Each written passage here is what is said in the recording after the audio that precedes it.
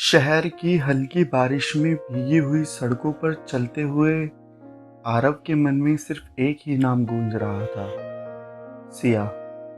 उसकी यादें आज भी उसके दिल में वैसे ही जिंदा थी जैसे पहली मुलाकात का वो खूबसूरत लम्हा।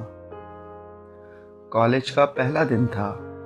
हल्की गुलाबी साड़ी में सिया जब कैंपस में आई थी तो पूरे माहौल में जैसे एक अलग ही रौनक छा गई थी।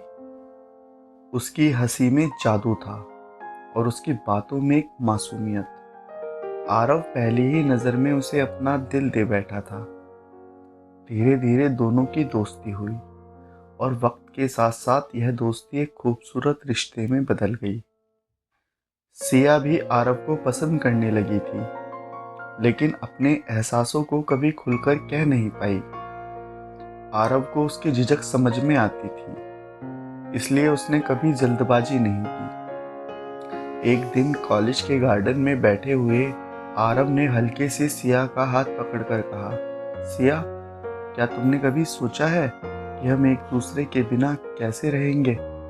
सिया ने मुस्कुराते हुए जवाब दिया, शायद नहीं, क्योंकि मैंने हमेशा तुम्हें अपनी जिंदगी का हिस्सा ही माना है।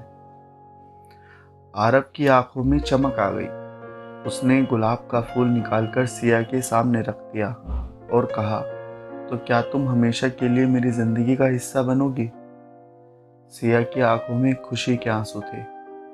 उसने कांपते हाथों से गुलाब लिया और कहा, हाँ आरव, मैं हमेशा तुम्हारे साथ रहना चाहती हूँ। लेकिन जिंदगी इतनी आसान कहाँ होती है। सिया की शादी के लिए उसका परिवार पहले से ही एक रिश्ता तय कर चुका था। वह मजबूरी में आरव से दूर हो गई। आरव ने बहुत कोशिश की, लेकिन सिया अपने परिवार के खिलाफ नहीं जा सकती। वक्त बीतता गया। आरव ने खुद को काम में व्यस्त कर लिया, लेकिन उसका दिल अब भी सिया के लिए धड़कता था। एक दिन बारिश के मौसम में वही शहर, वही सड़कें, वही यादें, लेकिन इस बार एक फर्क था। सिया फिर से उसके सामने खड़ी थी। आरव, मैं वापस आ गई हूँ। मैंने अपना फैसला ले लिया है। मैं अब किसी की मजबूरी नहीं, बल्कि अपने दिल की सुनूंगी, सिया ने भीगे हुए लहजे में कहा।